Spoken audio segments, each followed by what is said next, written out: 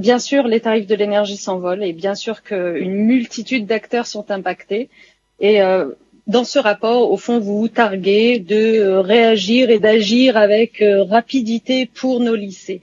Mais moi, je ne veux pas que cela nous fasse oublier une fois de plus que durant les 2 premières années de votre premier mandat, vous avez mis un coup d'arrêt aux travaux d'isolation prévus dans 40 lycées, soit 2 années de perdu pour la transition énergétique.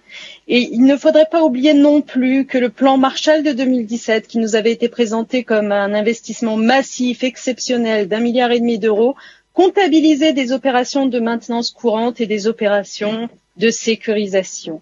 Donc, si on exclut celles-ci, qui ont déjà été annoncées, les sommes allouées par la région aujourd'hui ne représentent pas plus de 765 millions d'euros, qui est équivalent, voire inférieur, à ce que d'autres régions mettent en place en proportion du nombre de lycées sur le territoire régional.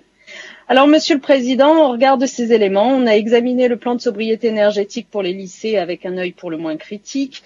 Bien nous en a pris. Une fois de plus, vous jouez avec les chiffres. Sur les 80 millions d'euros annoncés figurent des dépenses déjà prévues dans le PPI 2022-2030. Ça répond en grande partie à la question que nous vous posions dès l'annonce de ce plan et à laquelle nous n'avons pas de réponse. D'où viennent ces crédits? Comme toujours, vous soignez l'effet d'annonce en présentant une somme mirobolante, mais en réalité, vous réaffectez principalement des crédits déjà existants. Pas si ambitieux comme plan. Un autre point qui nous a interrogés, je vous le dis, c'est les 20 millions d'euros qui seront alloués à la rénovation énergétique des lycées privés. Je rappelle qu'il reste 27 passoires thermiques sur le territoire régional, de nombreux lycées publics qui attendent des travaux prévus dans le cadre du plan Marshall, qui n'ont toujours pas débuté ni été payés. L'investissement régional nous semble devoir se faire en particulier et en priorité dans ces lycées-là. Nous avons d'ailleurs fait une proposition en ce sens dans le cadre d'un amendement. Enfin, sur les mesures annoncées devant être mises en place avant la fin de l'année, rien de bien révolutionnaire.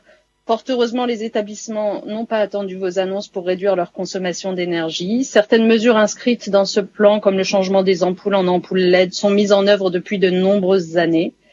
La deuxième phase du plan, quant à elle, pose d'autres questions. Les investissements prévus pour la scolarisation des établissements, leur raccordement au réseau de chaleur, les projets d'isolation, tout ça est intéressant. Mais nul ne sait de quelle manière ils pourront être effectifs d'ici 2024, compte tenu du temps nécessaire pour la préparation de ces opérations et des difficultés rencontrées par les acteurs économiques du BTP, vous le savez bien, en termes d'approvisionnement. Voilà, enfin, pour finir, au nom du groupe SED, je voudrais insister sur la difficulté à laquelle sont confrontés de nombreux lycées pour payer leurs factures d'énergie à la fin de l'année. Au-delà des efforts déjà consentis pour plus de sobriété, des travaux à venir, les factures vont s'alourdir et c'est notre problème essentiel. Heureusement, nous allons voter un rapport en commission permanente qui va allouer plus de 8 millions d'euros de dotation de fonctionnement complémentaire à des lycées qui ont été sélectionnés. Mais nous serons attentifs à ce que tous les lycées ayant besoin d'une rallonge de dotation soient entendus. Nous vous alertons donc sur une autre observation. Tous les lycées en situation de précarité énergétique doivent pouvoir bénéficier du dispositif Énergie 2023.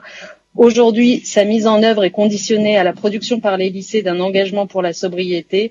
Mais comme je vous le disais, quid des 27 passoires énergétiques restantes sur le territoire? On ne peut pas décemment leur demander de réduire leur facture d'énergie dans l'immédiat alors que la région n'a rien fait pour les aider depuis plusieurs années.